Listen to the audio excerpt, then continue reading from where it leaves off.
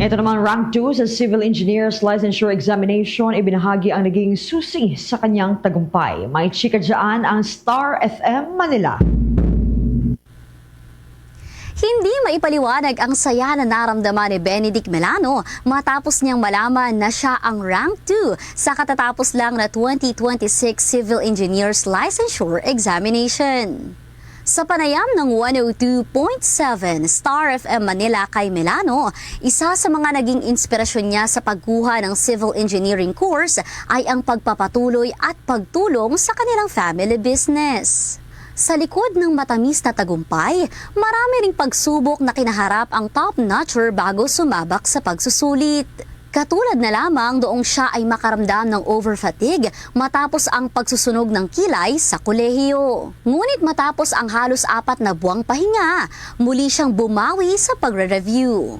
Kaya naman, laking pasasalamat rin ni Melano sa lahat ng taong hindi siya iniwan sa mahabang proseso ng kanyang board examination. Sa parents ko, sila po kasi talaga hindi po nila ako binigyan ng pressure. Hindi kami well up from the start pero nagsikap talaga sila mapag-aral kami. Sobrang thankful ko po doon para lang patupad namin yung mga dreams din namin. Outside ng nuclear family, maraming salamat din kasi tinulungan nila rin ako, sinuportan emotionally. Sa partner ko, she pushed me to do my best. Sa mga brothers ko, and then syempre sa mga profs ko, thank you so much po sa paggabay niyo sa akin at sa pagtiwala. Syempre sa taong bayan din, nagpaaral sa akin through DOST at saka sa Libreng Kolehiyo sa PLN. Maraming salamat po. Nagbunga rin naman po yung paghihirap niyo po. Nagbigay naman ng piece of advice si Melano sa mga nais rin na kumuha ng Civil Engineers Licensure exam sa hinaharap. Sundin niyo yung puso niyo. Kung nakikita niyo ba yung sarili niyo na nag-work kayo na ganito, ang passion mo rin talaga yung engineering. Huwag kayo panghinaan when it comes to sa mga binibigay na problem sa akin. Training din yan sa mismong realidad. Disiplina rin sa pag-take ng review na maayos. Magdasal lagi para buo yung loob niyo.